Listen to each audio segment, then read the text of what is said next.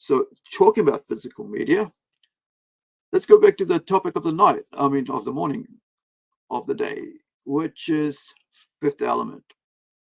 So Fifth Element, right?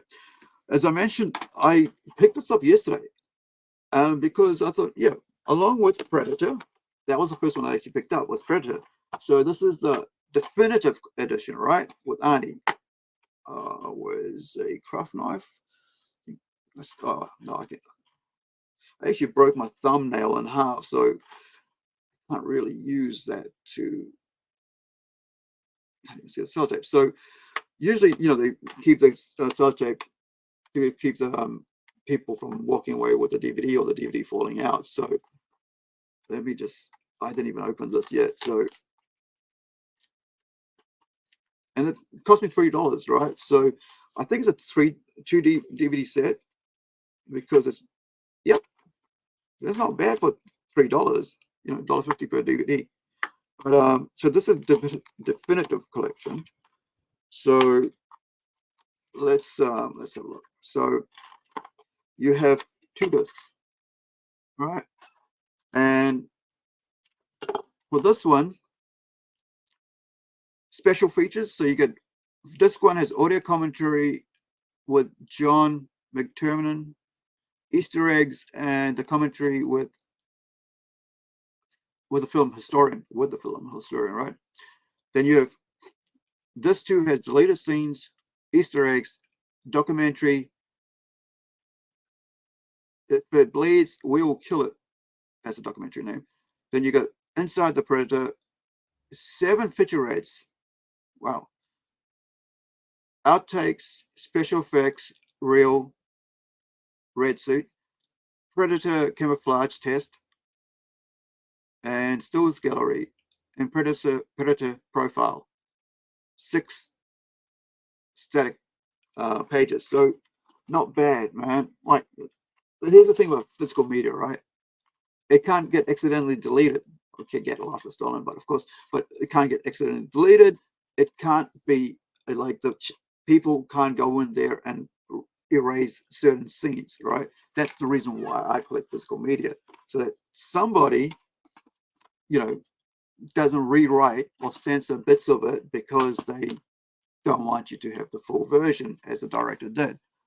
That's one reason why I started collecting. I think a major reason why I started collecting physical media is for that, because I started seeing streaming sites basically putting up censored versions and taking out scenes because modern sensibilities, right? And we can't have that joke in there because modern sensibilities. People don't think that way anymore. It's like, so they said then you can't erase the past, right? So I got that because, yeah, sci-fi though. Of course, I love sci-fi. And so one of the classics, Arnie, and can't remember how many times I've seen it, but now, I can see it whenever I want. So and then I picked up this one, right? So this is the widescreen presentation, Fifth Element. And this is just a single disc.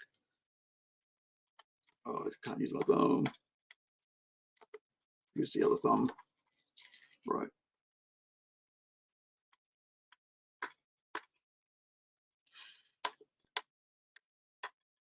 All right, so one disc. It's got the chapters and stuff, and right. So that's the artwork on the disc there. Now, right, so this film is presented in the widescreen or letterbox format. Black bars appear at the top and bottom of your screen to preserve the original 2.35.1 theater aspect ratio on a standard TV. So how does it work on a widescreen? I guess because I think they would go for that, right? And how it would work on a widescreen. So I'll have to check that out. So I haven't even looked at it yet. So I'm going to play this 20th anniversary trailer that Mad Men put out, right? I didn't put that on the bio, but yeah, it's a Mad Men. Now, Mad Men is one of my favorite production houses, I guess. I can't remember exactly what they are, but they put out such great like they do mostly like manga and stuff, like, you know, anime and stuff like Gundam, right? And independent cinema kind of thing, right? And foreign film type kind of thing. And it's really, really awesome. So I kind of always look for this little logo. Oh, you can't see it under there because it's hidden under that. Where are you? It's easy to scan, like to notice straight away because it's got this really cool. Actually, let me rip that sticker off there so that we can show you. Oh yeah, this little guy, right? If you see that little guy, it's, you know, it's worthwhile. You know, because usually when you see it, you know, at the library, it's kind of like, or, you know, on sale, it's like this. So you can always notice that it's at the top there with a little guy. And I kind of, you know, it's like seeing Marvel. You can notice a Marvel or DC really quickly. Be used to it. So yeah. So let's watch this, and then we'll get into why I went down the memory. Is it a memory hole? Or deep dark hole of from the why I got into, you know, I just bought this and just thought, okay, that's cool for my collection. But I'll tell you the story about how I ended up bringing this into talking about today. Now, let's remove that and get to the right one. There we go. Sharesies. Full thing. Are we on? We're on. Let's play.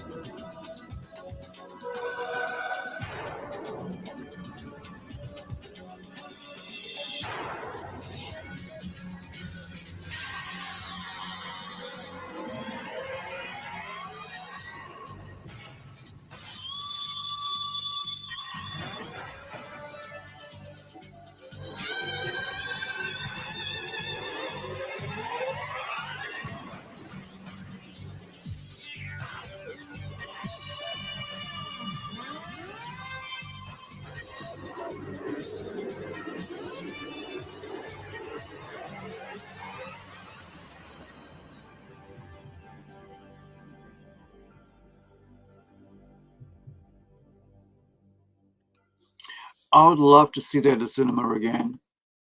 Like, you know, it would be so freaking awesome. You know, to see it 40K, man, or 4K, whatever, just, you know, be like being in it. It would be so awesome. Like, it's the grandiose of, you know, of cinema has been lost, right? The destruction of the theater in the last 2 years and the production of 100, 200, $300 million movies has just harmed the whole cinema and films, right? You look at something like this. Let's have a look at how much it costs to make this, right? So where are we? Here we go. Let's go. Fifth Element. So the movie came out in 1997, right? So the idea is in the colorful future, a cab driver unwittingly becomes a central figure in the search for a legendary cosmic weapon to keep evil and Dr. Zog at bay. Written, directed by Luc Besson, the French director, and Robert Mark Kamen, right?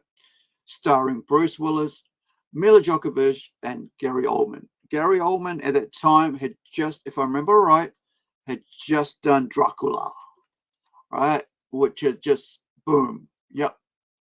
Let me see. That was 92 Dracula. Is it 97? Did I just say? Yep. So 5 years earlier, right? He had just done Dracula. And it is just friggin' blew him, his star wasn't a thing. Bruce Willis, top of the world, right? Highest paid, one of the highest paid actors. And so you had like, you had you had these two top actors, right? You had Bram Stoker's, Stoker's. All right, so here we go. So let's watch that. So you had Bram Stoker's Dracula with Gary Oldman, right?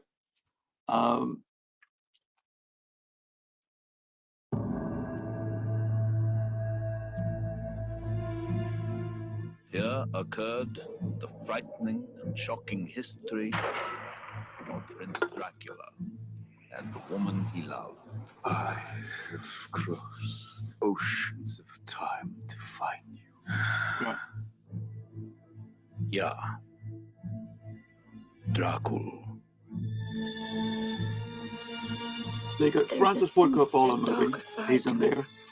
Right? Another brilliant director, American director. Then you had also had like Luc Besson, French director, right? Two big movies, right? 5 years apart.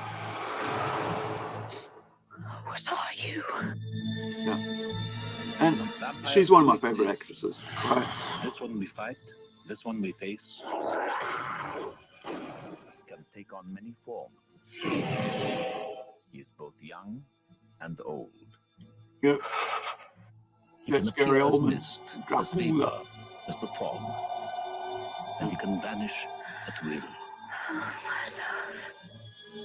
The power of his evil desire has no end.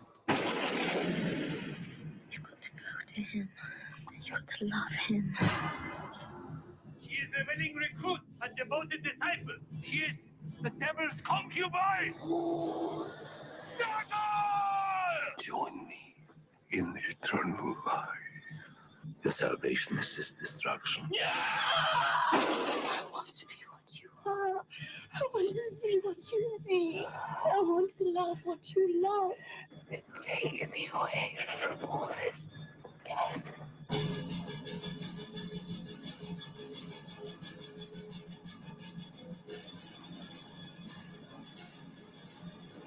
And of course, that laugh is brilliant. Wasn't long enough in the trailer. Yeah. Winona Ryder, Anthony Hopkins, Keanu Reeves. Make no mistake, he must be stopped.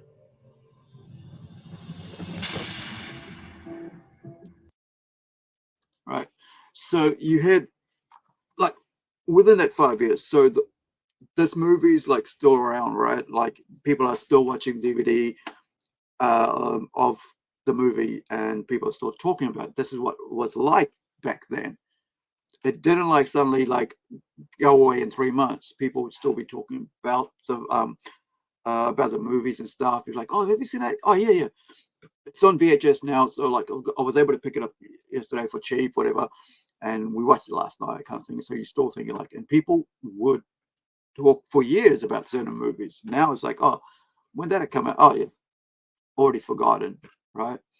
And so that conversation about film and cinema is lost. That entire thing about like you go to work the next day after having seen it, you talk about it, and then you talk about something. Then you come back, oh yeah, I remember he was in that, yeah, and then you talk about that movie again, like we're doing now, right? And so this sort of conversation about things has been lost because of streaming, because of the whole consume elements of the new media, right? And so with that, you know, when you like Keanu Reeves, right? It was really not that well known then. He had just come out. If I remember, when did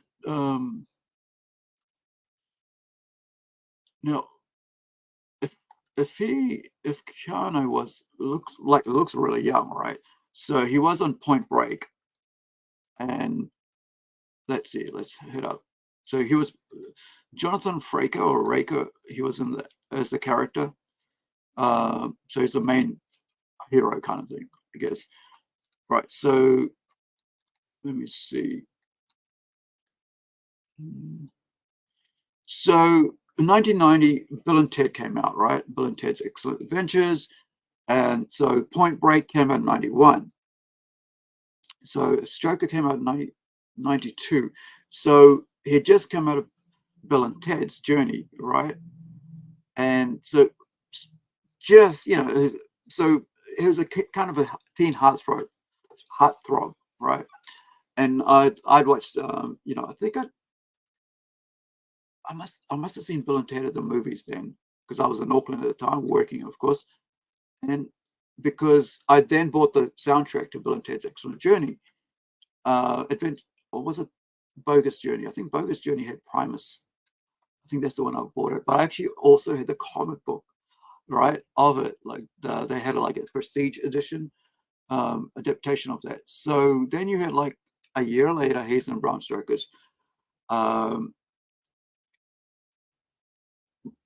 Dracula, right? Then he comes up, then he does Speed, right, which is basically puts him puts him out on like the blockbuster kind of like, you know, stardom, right? Like he's no longer a teen heartthrob. He's actually a mature actor, right? He's, you know, kind of thing. He's like, yeah, he's not just doing comedy now. He's actually full on action hero. And that's got a 7.3 rating on IMDb, right? Then he does Johnny Mnemonic, which I have the script book for, right? Screenplay, right? And that goes down, right? It's, for me, I think it's a 7 because I love the sci-fi elements of it. The whole idea of somebody, you know, having a, you know, who's a career by having a chip brain stuck into his brain, and he's got to pass that message on, right? So he's got to keep himself alive, whatever, as other people are hunting him down. So then came A Walk in the Clouds straight after that. So that's, and so on and so on. And Matrix, of course, came about 8 years after that, which I gave a 10, but it's 8.7 on IMDb. So with that, you know, you've got all these different things. So let's get back to Fifth Element. So what happened was, like, I was watching, which one am I on? What was that one? I think I've gone past where I was supposed to be. So let me head back to where I'm supposed to be, and I'll trail back around. There we are. Right. So I was watching this this little 12-minute video that a YouTuber named Art Shutter. Yes. I'm not 100% sure who he is, but I'm going to share this link with you guys so you can check out his thing. So this is his YouTube channel, right? And he does lots of these cool little, you know, really good presentations, like video essays. And I just saw this one come across, and I was like, oh, I know MOEBIUS, right? So he did one on MOEBIUS. So I'm just going to share a bit of it because I don't want to, you know, take away from what he's put together. And that's why we ended up where we are today, right? Otherwise, I wouldn't be talking about this thing at all, because I would just, the DVs goes onto my shelf and it's there. And but so I was watching this, and he's starting to talk about MOEBIUS, Jean Girard, And why are we doing with this? You know, with this, where are we? Right, because Morbius designed the some of the elements of the actual characters and actual scenery, right? Like the production sets and stuff, on Lucas's Fifth Element movie, right? So that's why that's why I thought, okay, well, it's actually a good topic to bring up, Morbius. So the first time I actually heard of Morbius was maybe about 1990, at the comic shop in Auckland, downtown, right? Heroes for Sale? No, Mark One, right? I think it was Mark One. Anyway, you had to go down to Queen Street, down Queen Street in Auckland City, and then go down, downstairs underground, and there was this huge, underground comic store. And I'll just, go up to the shelves and see what I've got weekly on my pull list. Get my X-Men related and X-Men Uncanny, X-Factor, Mutants, and all that series, right? Anything to do with X-Men. So one time I go in and, because I don't really have, like, now I'll have long conversations with the shopkeeper and stuff, and even like anybody, like I'm always talking with my local, if I'm going into a strip shop, I'll just go, hey, how's it going, everything, and actually have a couple of sentences, and not just hi, hello, bye kind of thing, or here's what I'm getting, but actually talk about stuff. And so I remember that's the first time I heard the name Morbius, right? And an airtight toaster had come out, or something like airtight garage, right? Yeah, the airtight garage had come out, and like the guy at the the counter goes, hey, you heard of Moebius? You should get Morbius. I'm like, what is Luke? I think he might have opened up the comic. Oh, that's what I'm not into the artwork. And that was it. Didn't think about it again. Right. But I remember the conversation because it had to do with an artist. Right. And but I never actually bought a Morbius book, or John. That's his pen name, right? Morbius. So, but John Girard, right, is that his actual name? And he has worked on so many like productions because his artwork is very well recognized, very fantastical, if artist, right, and creative elements. So I'm going to play a little bit of Art Shutter's video here, and that way you guys can see what I mean. And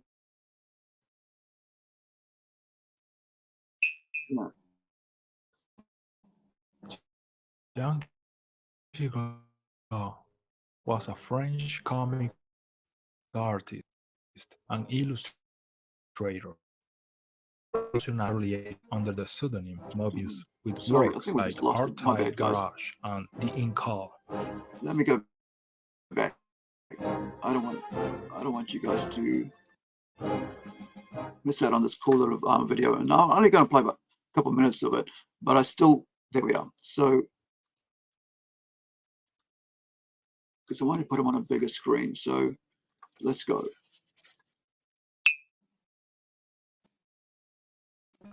Young Girauд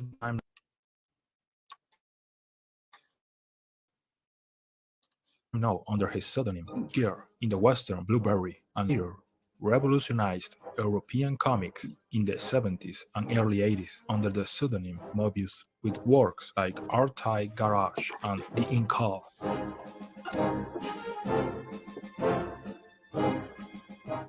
He was born in a suburb of Paris in 1938 and is at his grandparents' house where his interest in his future profession were born. He sees a series of 19th century illustrations entitled Around the World. In school, he became fond of comics, and he was also passionate about the Western genre. Like many European children, after World War II, he went to small theaters to see B-series American Westerns. Between the age of 9 and 10, Jean began to draw Western comics. There he began to become familiar with Belgian comics, with magazines such as Spirou and Tintin. Years later, he studied at the National School of Applied Arts and Craft in Paris, but he left it without graduating to visit his mother, who had married with a Mexican in Mexico, and stayed there for 9 months, where the young Jean discovered painting, jazz, and the desert landscape and limitless blue sky, which are This two is things really that would important greatly part. influence his art. 2 years later, he Yeah. returned to France to carry out So his military. one thing, like the first thing you recognize or realize about Moebius's artwork is it's always open space, and there's a lot of yellow in it, and you just can't get away from it. And it's just such a brilliant sort of like, and I didn't realize it was because that he lived in Mexico, right? And because I don't know much about his past, it's not something like, because like I said, I don't like his artwork that much. I've read a couple of the Incals and stuff, you know, which is one of his bigger works, because with Alejandro Jodorowsky, and you know, the filmmaker, the French director, and I hadn't, you know, because I don't know, didn't look into his past that much, because I only have a specific set of, because I'm a writer, so I look at writers past and stuff, and the influences and stuff like that, more than I do with the artist. But that's just been the way it's been. Like I said, I didn't really care for Moebius, right? I didn't care for his art style and stuff. But as a comic fan, I love his stuff. I've read his stuff, and you know, and the stuff that he's written and co worked on with other writers, because he's an artist, so he works for other people, right, as storytellers. And so yeah, like the fact that he's actually like when, you know, one of the things, here's the thing, right? One thing that really amazed me when I was looking at his IMDb, right? And he was born in 1938. That's about 6-7 years before the war. Oh no, 1944, 1945 was when World War II ended, right? But so he was just born 2 years before the war. So he was about 7, I guess, when he was like during the war, when the war ended. But here's the thing, which stood out to me, right? His parents divorced, like at an early age. So where was it? Yeah, somewhere there. It's like he said, um,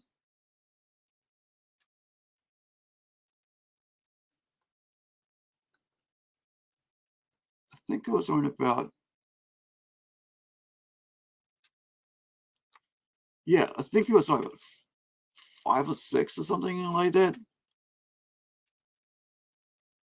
Yeah, maybe around about 9. So yeah, so it was, you know, even then, you know, like in the war, like, you know, and all that mess. So yeah, being brought up by his mom, and then going to Mexico. Imagine going all the way from France to Mexico as a little child. I mean, I was like about, yeah, I was the same age as him when I came to New Zealand, so about 9 and 10, because that's what they said, that he went to France. I mean, sorry, Mexico. So yeah, it started right. So he started drawing when he was about 9 and 10, and he got influenced. Yeah, he started drawing Western comics around when he was 9 and 10, while enrolled by a single mother as a stopgap measure in the St. Nicholas boarding school. I went to a boarding school around about when I was 11, 12, maybe 9, 10, 12. Yeah, spent about a year and a half at a boarding school for 2 years, and where he became acquainted with Belgian comic magazines such as Spirou and Tintin. Love Tintin. Grew up on Tintin. much to the amusement of schoolmates. So, you know, he drew them, and, you know, his school friends loved it. He began his only technical training at the School Superior de Arts Application. I don't know. It's hard to pronounce. Yeah, and where he started producing Western comics. Though these did not sit well with his conventional teachers, right? So that's the thing, right? It's like you can have teachers who are stuck in their old ways, and then you can have teachers who are like, hey, try this, try that. Oh, you like that? Okay, here's other people who are kind of like similar. See if you can learn from them. Those are teachers you want to have. You don't want to have teachers that are stuck in their ways, traditionalists. But there is even with traditionalists, you can have a balance, right? You can say, learn these skills and these art forms. Now come up with your own ways of, you know, doing it. Don't be a copyist, right? You don't want people don't be an AI artist who just takes takes of the same, right? But actually just take what you and create your own new stuff, right? Come up with something cool, right? Your own style. And usually it takes a while to come up with your own style, as he did, right? It took him a while to figure it out. But like they said, he started doing it when he was 9, and it wasn't until he was 16 that he actually attended school, art school, which is pretty young, right? At 16, usually over here, you're like, well, I went to chef school when I was 15. Yeah, I was 15 when I went to, like, quit school. So yeah, I guess it's fine. But like, so in 1956, yeah, so he left art school without graduating to visit his mother, who had married a Mexican in Mexico and stayed there for 9 months. So that's where we get him into this one here. So we'll play this. I'm just grab my coffee so I keep myself being able to. Service in Germany and Algeria. He somehow managed to escape frontline duty, as he, being the only serviceman available at the time with graphic background, served out his military obligation, being set to work as illustrator on the armory magazine Firefighter Forces Français, besides being assigned to logistic duties. Algeria was GIRAUD's second contact with other more exotic cultures. Unlike he did in Mexico, he soaked in the experience, made another indelible impression on the young man born as a suburban city boy, leaving its traces in his later comics, especially those created as MOEBIUS.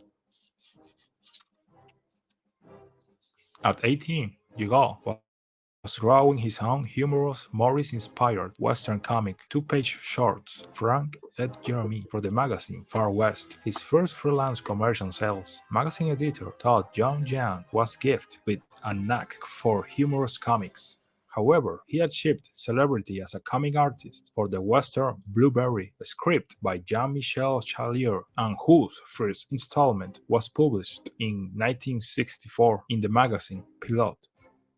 There's Asterix, my other love, comic book love. So what I'm going to do there, I'm just going to stop here and I'm going to show you him drawing Blueberry. I found this little snippet of a video that somebody had put up. Le chat est mort, vive le chat. Il est pas mort, mais il s'est achevé. Ooh, is there a Ok, subtitle? bon. Bah, faites Je fais le tour là, comme voilà, ça. Subtitles. vous pouvez vous asseoir là. Ok, Hopefully this is très good. bien. Alors, on va faire un petit dessin. Qu'est-ce que je fais comme dessin? Blueberry. C'est parti. Hein? On va faire Blueberry. Ok. I love watching these types of videos where the artist is actually creating.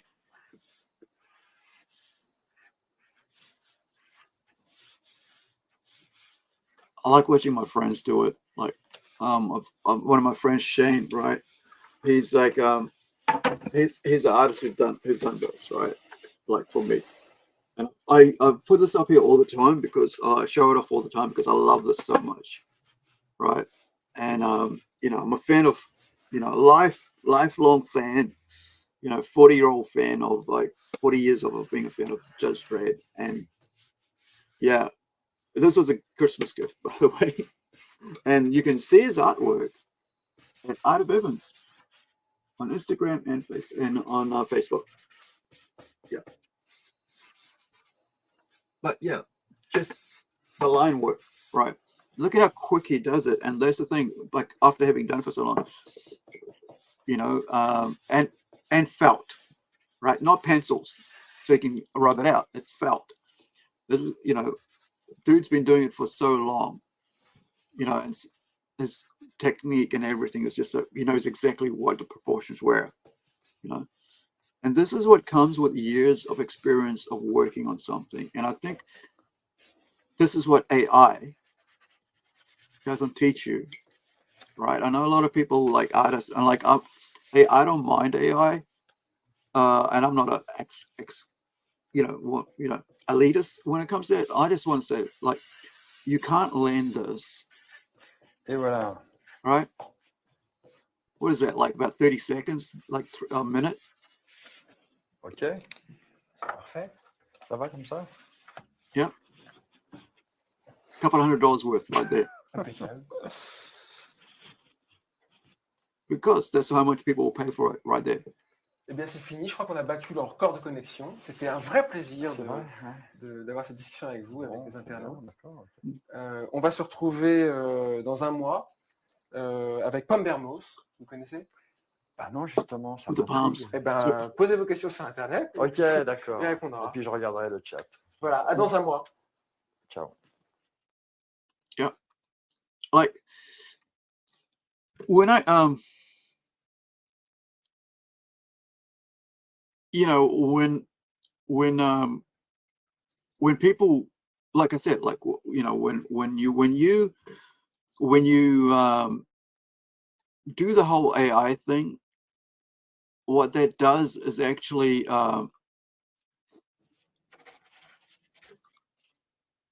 what it does is actually takes you let me go back to that one. Yeah. What it does is it actually removes you from your skills, right? It just says type in a couple things, put up a picture and whatever, and let the computer do the rest. Now, people get, oh, that's kind of like digital art. That's not like digital art.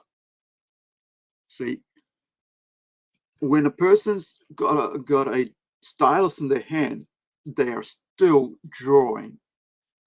They can pick up a palette of the color, and I do that myself. So, you know, you can pick up a stylus and draw, but you still have to connect. You still use your skills to do the colors, you know, even if it's like I said, a tablet, you know, drawing electronically, whatever. You're still using years of experience, or you're learning whatever your year of learning is, right? When it comes to it, you start out on pencil, paper, whatever, so you can get everything right proportionately, and you can layer and all that. You can change it, make it easy on yourself. You save those layers. You can't do that with paper. That's what I love about drawing with, like, you know, on the computer, because I can go back 50 layers and fix my mistakes. Whereas if I did it on pencils, I got to rub it and it's gone, right? Pen, felt, whatever, it's gone. So here I don't get to waste any paper. Yeah, that's that part of it. But I can still step back, take all the steps back, and still have it there. And you know, and I can carry on and coloring, and I can drop a paint, you know, without having to go color each one. I can just drop a paint. But I do also need to go type in the words. I do also need to type, you know, I'm most of the time lettering and stuff, and creating, you know, clips, clip art and whatever, headers and stuff. I still got to type in the words. But also, you know, there's a lot more to it than to just go do this and it's done. And then you go, okay, change that bit, done. There is the element that you're totally removing from it when you're just using AI. And so you just saw, right? You're removing that connection with the person watching him do it, right? And he's doing with a felt pen of all things, you know. And he's just signed a 50, like, how old was he there? Let me just see. He's looking like, so he's probably about 60 years old, right? So he died at 73. So he's probably about 60 years old there. right? So that's 50 odd years, 60 odd years, 50 odd years, right, of his skill level, where he doesn't even need to, to change anything. He just done. Was it like 2 minutes? Actually, that video was 2 minutes, right? And I think he had it done in within about a minute and a half or something. And and that piece of work is priceless. All right, it was one-off, original, right there, done. And to that collector, it would be priceless. And if he was to sell it, be worth heaps, not because that it's a piece of work, it's because of MOEBIUS having done it. And all that MOEBIUS represents as an artist, all his skill set, working on stuff like this, right? And as we carry on with Art Shutter's video, and like I said, please sub to him, check out his other videos. Like, I don't want to just use other people's videos and not like have you guys go and support them by sharing the video. Like it's an awesome privilege to have somebody actually make something up like this that I can use, and then I would like for you guys to share that as well. Like, go and sub to them. And also, while I'm talking about subbing, please subscribe and share my video as well, videos as well. And also, like I said earlier on, this coming Saturday for Americans, right, and on Northern Hemisphere, I have Critical Blast coming on our Plunge Pop series, right? Which is Plunge Pop is basically about pop culture commentators, people actually on YouTubers, right? Other YouTubers who comment on the things that I'm into, which is pop culture and stuff like that. And so that's specifically a Saturday, Sunday program for that. And it's a long form interview, about an hour and a half to 2 hours. Really, basically I let them know it's just two guys over, all guy and lady, me being the guy, of course, talking over a coffee. I don't like to do interviews. I find them restrictive. Like, here's my question, please answer, and let's go. Because problem with that is I'm not listening. All I'm thinking about is the next question. So with this one, I actually have to really listen and pay attention to what's being said, and then I can, like, think about what you're talking about. And I think I find it more friendly and more comfortable, and doesn't, it's not like I got a one-liner that I can use, but it's just really cool. I think it's fun. So Critical Blast is on this Sunday, Saturday for you guys over Northern Hemisphere, and then the week after we've got Call Me Chato. Poor Chato is going to be on. So yeah, I'm quite excited. And then after that Lyle Bass from 1/6 Man. What was it called? I think it's. Let me just check. It is. I think it's 1/6 Man. Scale 1/6 Scale Man. I think. Yeah. So that's pretty cool. So I'm going to have a really cool conversation with him, because he's into toy collecting. It'll be my first non-panel guest, because we have a toy collecting and unboxing thing on Fridays that we do here, which is Thursday in the US, if I remember right. And so there's that, right? So that's a long form. I mean, that's just us panel, just talk, all guys just talk about collecting toys and unboxing stuff, like Batman, whatever, and well, that's not Batman, that's Doctor Strange, and so on, and stuff I picked up that week. All right, so back to GIRAUD, Jean Giraud of MOEBIUS fame. Yang spent a long time reading science fiction, almost exclusively, so when he started working on Harakiri magazine, he adopted the pseudonym MOEBIUS, which he took from the German astronomer and mathematician August Ferdinand Möbius. Although, as he himself explains, not so much to hide myself as to invent something about myself that was beyond myself. Moebius is not behind, he follows an existence parallel to mine. I did the same. In Like 1974, he formed a group with a called pen name. Associated Humanoid with other authors such as Philippe Druillet, Jean-Pierre Jeunet, and Bernard Farkas. Together, they would edit the magazine Metal Heartland, when Jean GIRAUD would publish in 1975 works of one of the fantasy most and important science things fiction as when- influential when it as comes the to story comics in 5 and versions comic are history. sacked, Yeah. or The Long Tomorrow. This one with a script by Dan O'Bannon. Now, here's you got to understand something. Dan O'Bannon is one of the guys behind Alien, right? The Alien series, and Morbius actually worked on that as well, along with if I remember right, with German artist H.R. Geiger, right?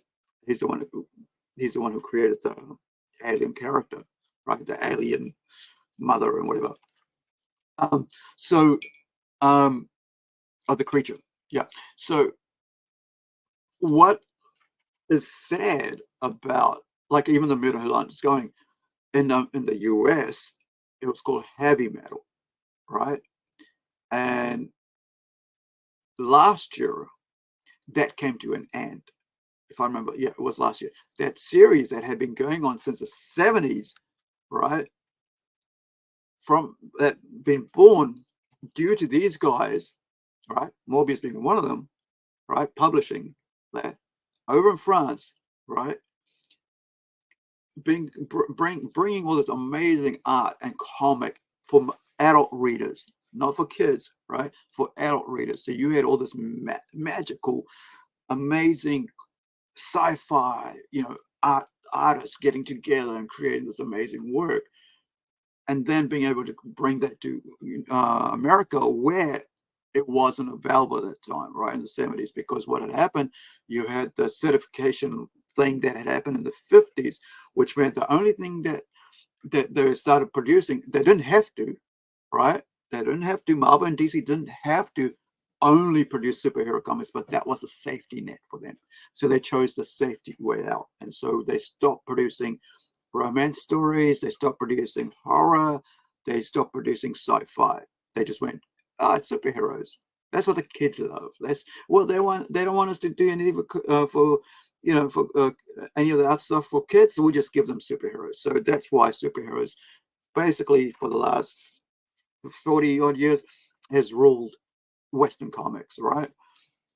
Which I have no problem with, but it meant that, like, it took them at least the last 20 years to really, maybe 25 years, to really open up to more mature titles, stories, characters. Like for me, right? We actually have a whole bunch of books that we're bringing out soon from our Plant Studios, right, New Zealand line, and so because we do that, right, because we are doing that, I've chosen to put together, a place I can show that to, right, and which is Patreon, right, which is Plant Studios NZ on Patreon, so that I can actually put out my artist work and my stories that are written for a more mature audience, 15 and up or 18 and up, depending which title it is. But I'm really, like, New Zealand's 15 and up, it's mature, right? So 16, sorry, my bad. 16, kind of like, I think that's the figure they've got us on now, the number. Anyway, that you can mature content. So, but of course, Patreon, it's 18 and up, right? So I thought, well, how do I show off this amazing art and stories that we're going to tell without people going, oh, I don't want my kids to see it on Facebook and stuff, or Twitter and stuff. I said, okay, well, I'll put it behind a paywall, right? And that way, not only do you get to see the work that you get to appreciate, you get to see the stages of the work coming up, and then, and then probably we'll be able to offer you some special pinups and stuff as part of your stuff, support. And it's for $3 a month, right? New Zealand's $5, I think, when you I think it's euro, whatever they do it at, like US $5. Oh, no, sorry, US $3, and it's like $5 New Zealand, 5.50 New Zealand. But that's like $1 a week, right? So for $1 a week, you get to see the latest work that we're doing.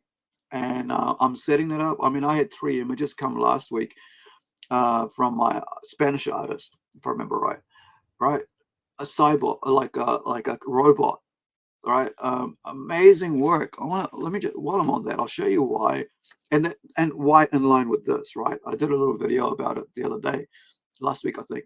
What was it? Saturday, and there's a clip, you know, that you can see under in this where this video is going to be. You can see in the playlist. So let me find it. I can show it to you guys because I think it's the whole idea of, gosh, it's on. Oh,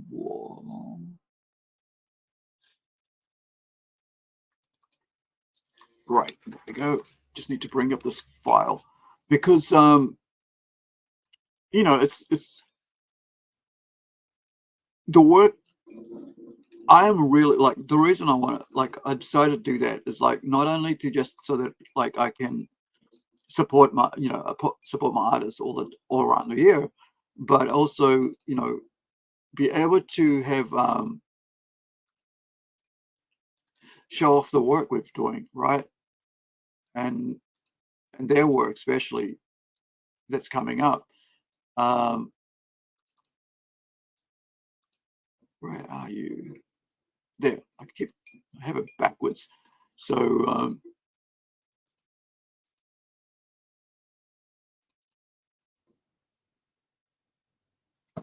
and you're over there. Okay. Let me just make sure it's the right version. Yeah, it's the right version. Cool, you're going to stay there. Perfect. Okay, so let me share this. I'll show you.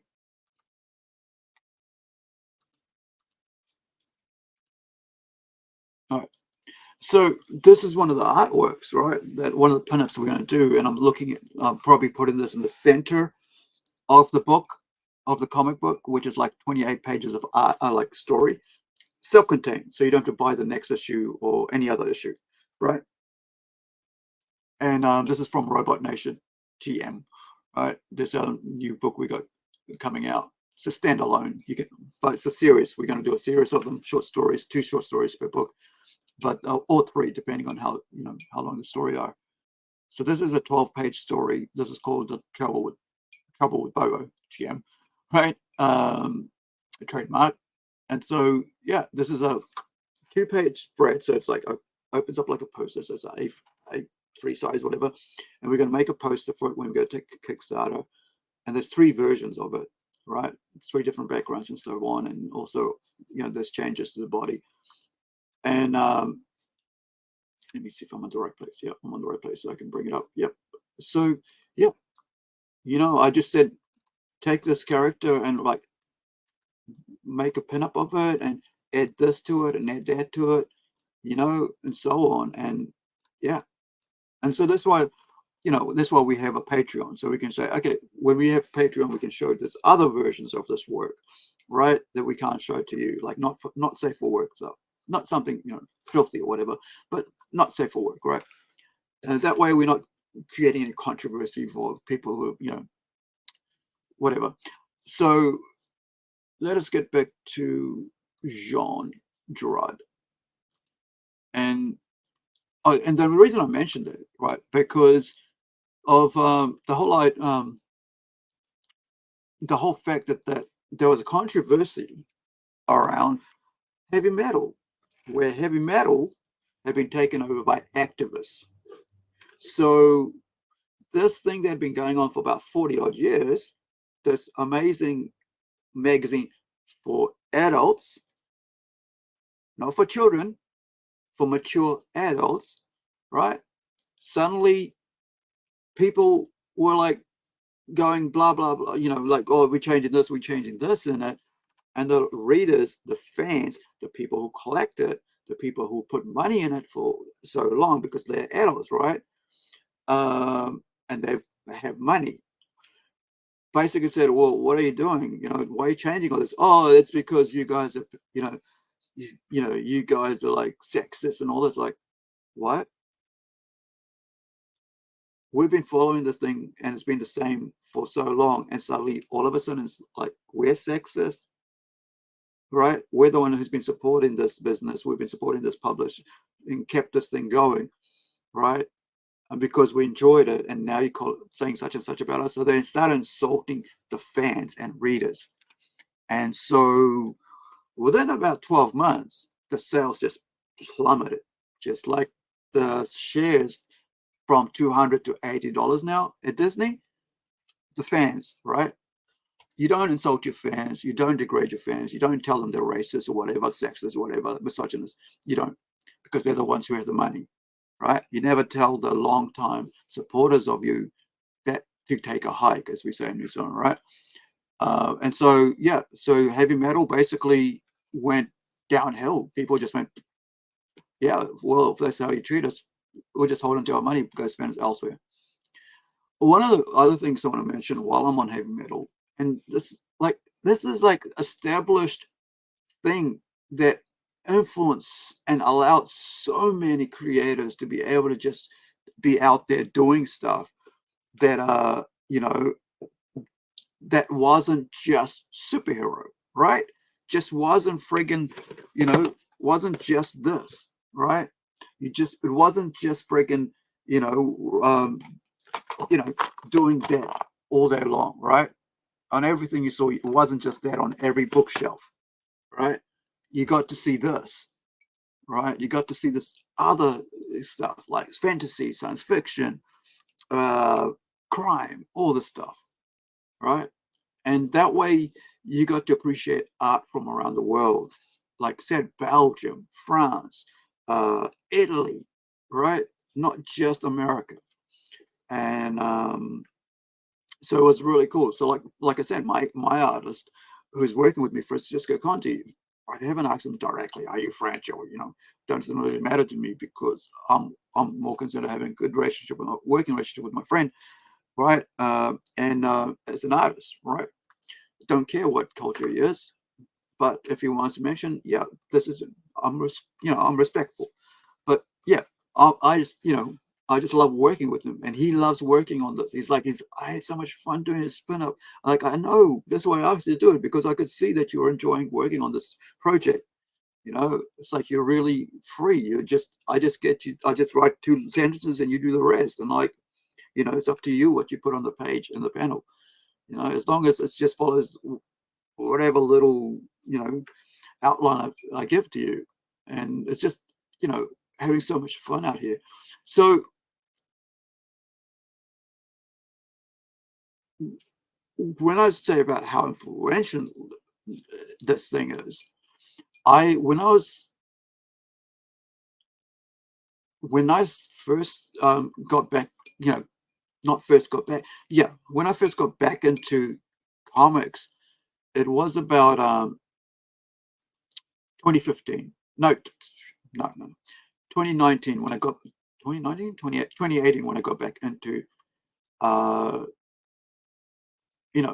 creating comics again, because I was away from it for a while, and I had a head injury and stuff, and I forgot my past, right, and my influences. So I want to show you why, how heavy metal and Metalland influenced me. So in 2019, and we were going to take this to Kickstarter, right? Maybe someday we will. But in 2019, we did a comic book. I worked hard on this with my friend, at the time, Ayla.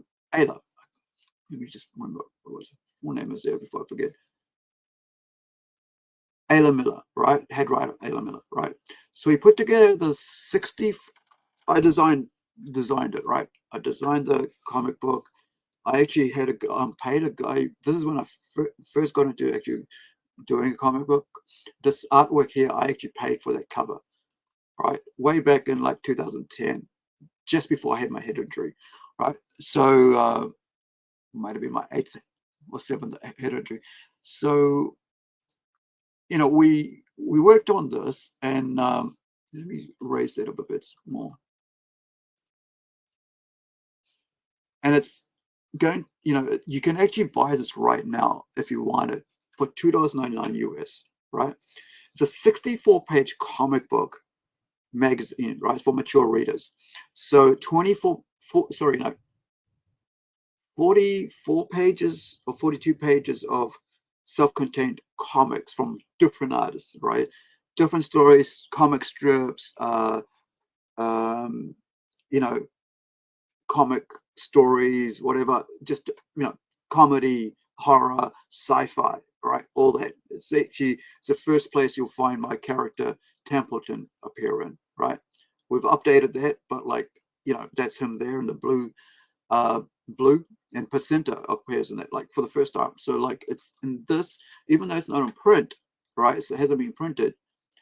That's where they first appear. And so for $2.99, you get 40 pages of comic book stories complete, plus 20 odd pages of like interviews from around the world for people, 40K cosplayers, you know, world champion cosplayer, that sort of thing. You've got your posters, you know, interviews with local guys like New Zealanders, you know, Adrian Kennard, who's a publisher, New Zealand publisher of graphic novels, you know, from Earth's End. You've got Shane with his art, right? You've also got, gosh, there's so many people in it, you know, in the 20 pages of just magazines. So heavy metal influenced me to produce that, right, of our own version called Sunspot, right? So you can buy Sunspot right now if you want it for $2.99, right? And it's like $2.99, you know, a digital copy, right? So you can just, you know, read it wherever you are, whenever you want, right? On your phone or iPad or whatever, tablet. And to, you know, my whole thing was like, this is what I want to do, because that way at least people get to see a variety of stuff and engage in that whole thing. So it's kind of like done as a kind of like, not as like a homage, but as a tribute. But I also wanted to like show off New Zealand artists and New Zealand creatives, and as well as the Rising Sun creatives as well. So yeah, check it out. You know, I mean, you can't go wrong with $2.99 on a 64-page comic book, right? I mean, magazine. You know, it's, yeah. I wish, you know, we had yeah. That's what happened. Was we're going 2020. We're going to take it to, is it 21? I think it might have been 2021. We're going to take it to Kickstarter, and COVID hit, right? And I was like, oh, I don't think I'm going to be able to do all this, man, with all this stuff going on. So we pulled it, right? But yeah, it is pretty cool. So just went digital. Said like, look, let it do it in digital, and we'll do that. But yeah, there's a link in chat, and Sunspot magazine. You can get it from risingsunpublishinggroup.com, or just click on the link, right? So let's get back to Jean Girard of MOEBIUS fame.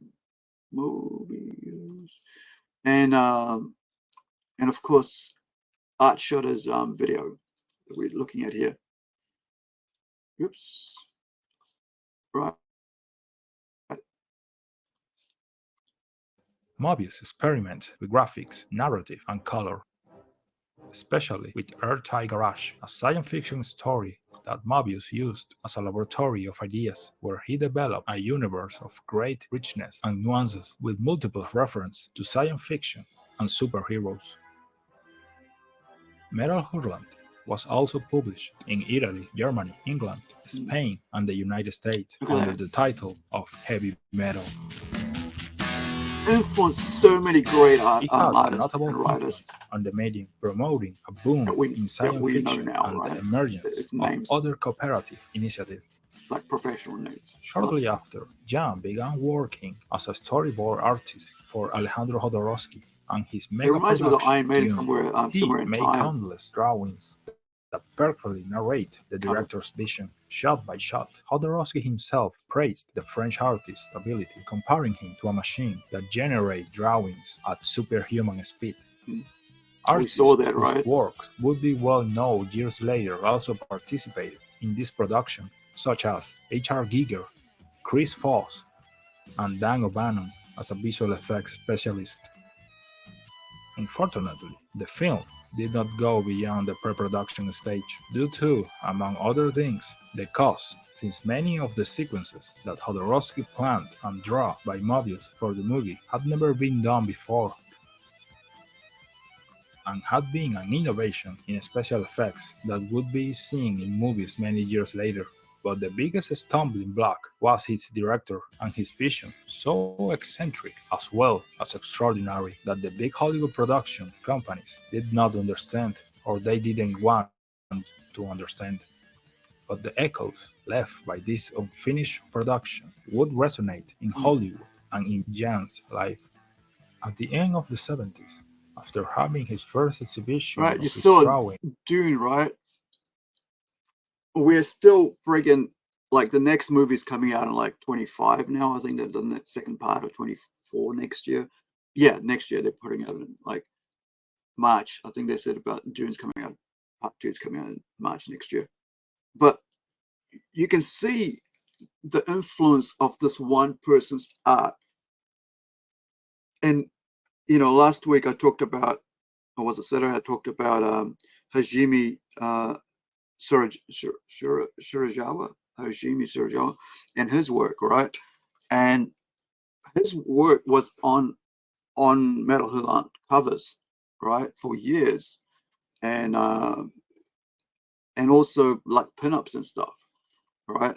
So when I say like, oh, the influence of Metal Hurlant on so many people and heavy metal, that magazine allowed people to see artwork in the US and in the West, works from Europe that they had never seen before. That's why I said, like, when the guy was like telling me in about 91, Airtight Garage, I was like, it's not me. But like everybody else was talking about it and really influenced. And a lot of people do, like I've met, have talked about it, you know, over the years.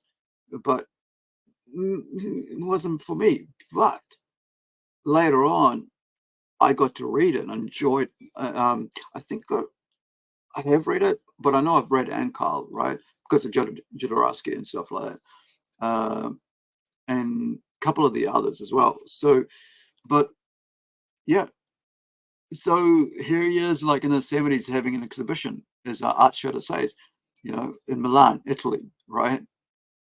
Having, getting in Milan, he began a recognition. collaboration again Yeah. with Alejandro Jodorowsky, not with a movie, but a comic, The Eyes of the Cat, an illustrated story as disturbing as it is oniric that does not need words since it communicates through powerful, evocative images with hardly any elements and resources. It is drawn poetry. This would mark a fruitful working relationship that would bring an iconic graphic novel saga, The Incal. The first I had to pages get back of to read which it were again because originally published as a John Defoe adventure in Metal Hurlant. It is an epic space opera that combines fantastic intergalactic travel, science and technology, politics, conspiracies, mysticism, poetry, love stories, and satire. The plot is about John Defoe, a small-time detective who, with the help of the strange bird he has as a partner, will be able to move in the field of metaphysics. Their inquiries will take them through a world of heroic adventure and symbol in which the goal will be to achieve personal fulfillment through enlightenment. But his storyboarding experience for Dune would not only give him the collaboration with Jodorowsky, the world of cinema always had him in his sight.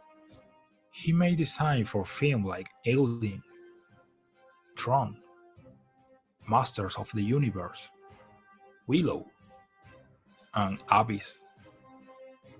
George Lucas also used one of his designs for the Imperial Probe droid in Star Wars Episode V: The I Empire didn't know Strikes that Back. until I saw this. He little- also completely designed the feature film Les Maîtres du Temps by René Lelouch and the American-Japanese adaptation of Little Nemo by Masami Hata and Bill Hortz. In the 80s, he made a trip to Tokyo to meet Osamu Tezuka and declared himself a fan of some Japanese authors such as Tezuka himself, Katsuhiro Otomo, Yukito Astro Kishiro, Boy, or Jiro Akira, Taniguchi. Giraud and helped, my in his own favorite, words, the manga Lolita. to reach Europe. However, he subsequently repented and declared on numerous occasions his rejection of manga and its production methods and the extent it was reaching in the West. In his last years, he strengthened his work as a screenwriter, taking charge of the Blueberry series. He also wrote Crystal Mature for Mark Batty, a remake of Little Nemo for Bruno Marchand, and Icaro, with drawings by Jiro Taniguchi. Between 1990s and 1992, he wrote with Jean-Marc Luficier the So it would have been two-album comic 1990 then. strip The Elsewhere Prince, drawn by Eric Shanower, as well as The Onyx Overlord, drawn by Jerry Giham, with the characters for the Artai Garage. He also collaborated again with Jodorowsky, drawing the trilogy The Crowned Heart, following the development of the world of the Artai Garage in 1995. Work as a designer of The Fifth Element. Luc Besson's film is Now we're clearly coming up to inspired this. by the Incal, especially Right. in how the cities are reflected in both works. Yeah. And deal with the field of video games. He collaborated in this So- way. And that is where we're going to stop that video because I want you guys to watch the rest. And I know I played quite a few minutes of that, but please give Art Shutter a like. There is his, because I'm going to be, I've already subbed to him and I'm already, I'm sure I'm going to be watching a bit more of his videos because I like this like really informative little videos with all images and stuff like that. I mean, I don't do them myself, but because I don't have the time. In the past, I would like spend hours doing it. And it's like, well, now it's like you just don't have that much time, right? So, because otherwise I'm not creating and I want to be creating and I don't have like somebody producing and editing all the stuff. But please give Art Shutter a sub and yeah, if you're into art and stuff, but not only just that, but I mean, knowing people who've influenced what we enjoy now, right? I mean, when you look at and you figure out like that, he actually, one of his images was used to create this one of the most epic little, characters like that. Like, I mean, the droids, like you kind of think like, wow, man, I mean, I know a lot of European artists did, like especially what are we? Oh, gosh, I forget the name, but like, hold on. Okay, come here. Oh yeah, Valerian and the City of a Thousand Planets, right? So Valerian, like artists who work, on that series, Valerian, the European artists, like George Lucas was influenced by their artwork and some of those cantina scenes and stuff like that, art from Europe, right? The influence of that, and like it's from the Valerian scene, and Valerian, of course, came before the comic book series came before Lord of the Rings, Star Wars, right? So yeah, so I think that's why when I say like there's an influence on like Western culture from Europe, especially in the art scene, it's important to know who were those ones who influenced them, right? And all these different names that we know, household names kind of thing, like especially in the comic scene, we it's good to know who influenced them because like because one day when we look to find out, like it's good. I mean, for me it's like you learn a lot about like you know, like I didn't know he went to Mexico, and that's why the landscape looks like that all the time, because it influenced him. I didn't know that he worked on the Fifth Element, that's why Fifth Element looks like that, you know, with all the beautiful sweeping scenery. Excuse me. Right, the deep you know, city structures, the planes or whatever, you know, because as a sci-fi, you know, writer, right, and comic book creator, like, I mean, all this is influencing me. And one of the one of the the covers that were just shown there, like, it's something that I use like for you know, as to send and say, hey, I want something to look like this, right? Do it, you know, come up, do this character in this certain way, because it's just, you know, because I loved it, kind of like a homage to that. And, you know, and I'm not going to say, well, it's not homage there, because it is, it's direct homage there, but it's letting my artist say, you know, do it your own way, but like, have a go at it. And, you know, because otherwise, like, like if you do like, that's the thing about having an artist, is like to work on something, because if something you can't even come up with yourself, the artist can flesh it out and bring so much life to that thing that you just think of in like you can picture, but now it's out there, you know. And I think AI is the cheat to that, because, you know, it's not actually, it's just mashing out other people's work and putting it out there, right?